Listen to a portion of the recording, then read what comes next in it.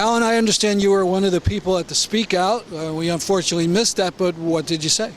Well, I said the basic idea out of this event is that we stand here in solidarity with the people of Greece and the people of Europe fighting against austerity. We said that one of the main ideas that came out from other people as well as myself in the Speak Out was that, and it's going to come up at 5, is that, that capitalism has failed at 99%, is that, and there is a need to fight back against, because basically what's going on now is that, working people, both in the US and in Europe, feel as if they have picked up the tab for a party they were not invited to.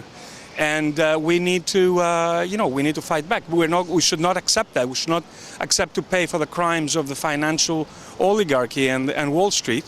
And that's why today we're here in solidarity with the people there were hundreds of thousands today, perhaps millions in Europe, demonstrating, protesting in Spain, in Portugal, in Italy, in Greece, in Malta, I am told, even in Belgium. And there were actions. Actually, the main union federation in South America, which represents 50 million workers, also had events staged in South America, in solidarity against austerity and against the budget cuts that are taking place. So this is what this is about today, and about, of course, for us to stand here in solidarity. There's a particular issue. Many of us are from the Greek-American community. And for us, it has a special importance of that, because this is a country that faces 50% youth unemployment, 25% unemployment. The economy has contracted by 25% over the last 6 years. Working people are desperate. There's actually conditions of desperation, and there's thousands of people who have committed suicide because of feeling that they're completely left out. There's cuts. Literally thousands? Literally, there's thousands who have committed suicide.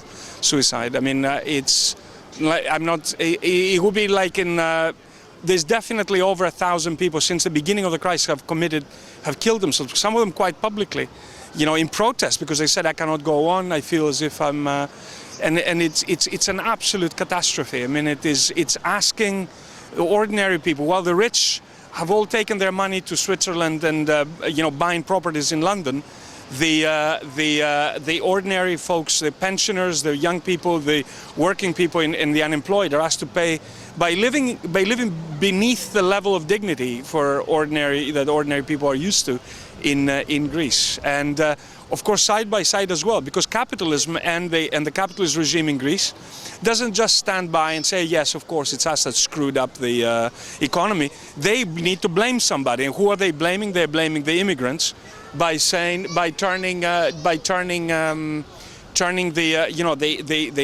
Golden Dawn, which is a neo-fascist organization, launching them against the immigrants, trying to blame the immigrants for the crisis that the banks, Wall Street, the bankers, and big business arranged by paying no taxes and so on and so on. They're trying to. I understand there was a meeting Sunday, and there was concern that Golden Dawn would try to break it up here in New York. There was a threat. There was a verbal threat expressed on the phone to one of the people who were organizing the meeting against one of the academics who were speaking. It was actually an innocuous meeting speaking about basic historical facts about the role that fascism played.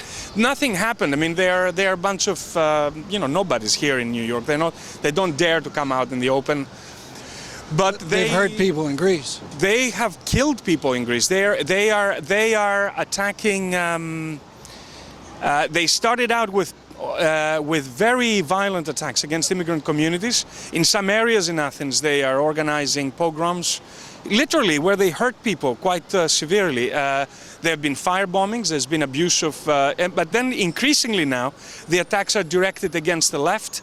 Against the activists, against gay activists. They attacked actually, along with some of the religious organizations, to try to shut down a theatrical play recently in Greece. And they're an extremely dangerous organization. Increasingly, the resistance now to them, like there is more on the local level, on the neighborhood level. There is increasing anti-FA committees, anti-fascist committees that are being set up, and increasingly they're going to lose. They're going to be pushed back.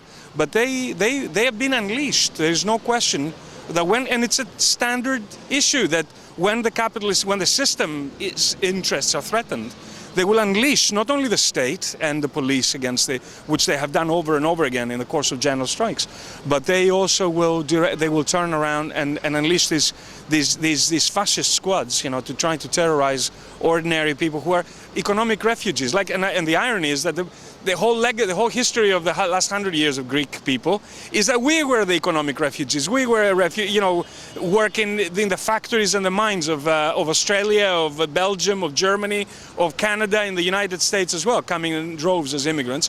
And it's ironic that these people now are turning this attacks on immigrants to blame immigrants. But the Greek community here, the Greek American community, has been quite supportive. We organized very successful rallies and events actually against them. In Astoria and Queens, we organized a rally. We had about over 200 people with very well-known academics like Kostas Panagiotakis and Despina Lalaki, and a number of people. Occupy Astoria is working very closely with one of our groups, the Arisτερή Κίνηση, which is the Greek American left movement.